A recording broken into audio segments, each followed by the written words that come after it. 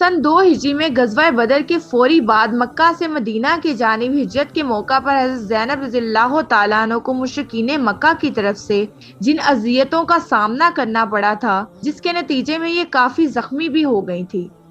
سال گزر جانے کے باوجود انہی زخموں کی تکلیف مسلسل چلی آ رہی تھی۔ اس دوران ہر قسم کا علاج کروایا تھا، لیکن کوئی افاقہ نہیں ہو سکا تھا۔ آخر وہ خود کو اللہ کے حوالے کرتے ہوئے مستقل صاحب فراش ہو گئی تھی، بس بستر سے ہی لگ کر رہ گئی تھی، اور اب مرور زمانہ کے ساتھ طبیعت مزید بگڑنے لگی تھی۔ 2 ہجری میں ان دونوں میاں بیوی میں دوری ہوئی تھی۔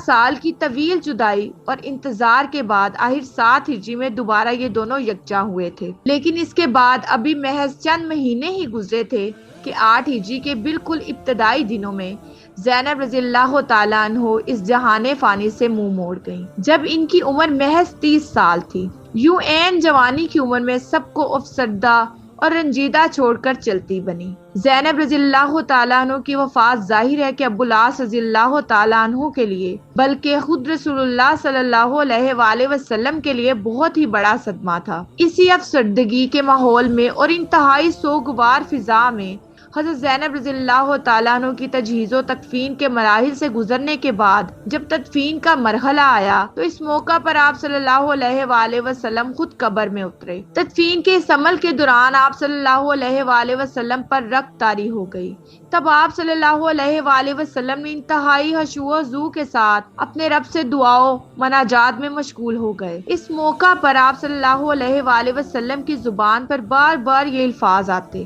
اے اللہ، تو جانتا ہے کہ میری بیٹی زینب بہت ہی کمزور اور ناتواں ہے، اس لیے اے اللہ تو اس کے ساتھ رحمت و مہربانی کا معاملہ فرمانا۔ اپنی پیاری بیٹی زینب رضی اللہ تعالیٰ عنہ کی وفات پر جس طرح رسول اللہ صلی اللہ علیہ وآلہ وسلم بہت زیادہ افسردہ تھے، اسی طرح یہ صدمہ ابو العاص بن الربیع رضی اللہ تعالیٰ عنہ کے لیے بھی ناقابل برداشت تھا۔ چنانچہ ان دنوں وہ اکثر دنیا سے بے خبر، اداس اور پریشان نظر آیا کرتے تھے، حتیٰ کہ اٹھتے بیٹھتے، گھومتے پھرتے ہر وقت آنکھوں سے بے اختیار آنسو بہتے رہتے تھے۔ ان دنوں بعض اوقات لوگوں نے رسول اللہ صلی اللہ علیہ وآلہ وسلم کو انتہائی شفقت و محبت کے ساتھ خود اپنے دستے مبارک سے ابو العاص رضی اللہ تعالیٰ عنہ کی آنکھوں سے آنسو صاف کرتے ہوئے بھی دیکھا۔ رسول اللہ صلی اللہ علیہ وآلہ وسلم کی طرف سے ان سبھی کے ساتھ بہت زیادہ محبت و شفقت کا معاملہ تو پہلے سے ہی چلا آ رہا تھا، حتیٰ کہ آپ صلی اللہ علیہ وآلہ وسلم اکثر امامہ کو گود میں اٹھاتے ہوئے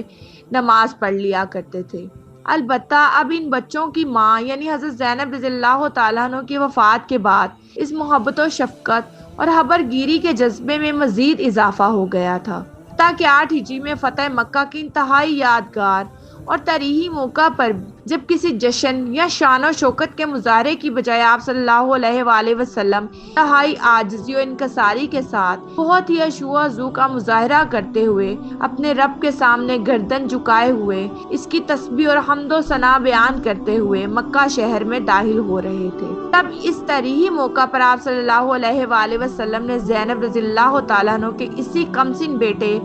علی کو اپنے ہمراہ اونٹ پر بٹھا رکھا تھا۔ آپ صلی اللہ علیہ وآلہ وسلم کی پیاری بیٹی ابو العاص بن الربیع رضی اللہ تعالیٰ عنہ کی زوجہ محترمہ حضرت زینب رضی اللہ تعالیٰ عنہ کی وفات کے بعد مدینہ میں ابھی محض چند ماہ ہی گزرے تھے کہ ایک اور انتہائی افسوسناک واقعہ یہ پیش آیا کہ ابو العاص رضی اللہ تعالیٰ عنہ کا یہ کم سن بیٹا علی بیمار پڑ گیا اور چند دن کے اس بخار کے بعد اچانک ہی داغ مفارقت دے گیا۔ یہ واقعہ رسول اللہ صلی اللہ علیہ وآلہ وسلم کے لیے نیز ابو العاص رضی اللہ تعالیٰ عنہ کے لیے مزید بہت بڑے رنج و الم کا باعث بنا، جس کا نتیجہ یہ ہوا کہ ابو العاص رضی اللہ تعالیٰ عنہ اب خود کو سنبھال نہ سکے، مسلسل بستر علالت پر ہی اب ان کے شب و روز بسر ہونے لگے۔ 8 ہجری کے ابتدائی دنوں میں رسول اللہ صلی اللہ علیہ وآلہ وسلم کی صاحبزادی حضرت زینب رضی اللہ تعالیٰ عنہ کا انتقال ہوا تھا، اور پھر اسی سال کے اواخر میں ان کے کم سن بیٹے علی کی وفات ہوئی۔ اس کے بعد 11 ہجری کے ابتدائی مہینوں میں 12 ربیع الاول رسول اللہ صلی اللہ علیہ وآلہ وسلم کی رحلت کا سانحہ پیش آیا، اور بالآخر اس کے اگلے ہی سال یعنی 12 ہجری میں حضرت ابو العاص بن الربیع رضی اللہ تعالیٰ عنہ بھی اس جہان فانی سے کوچ کرتے ہوئے اپنے رب سے جا ملے۔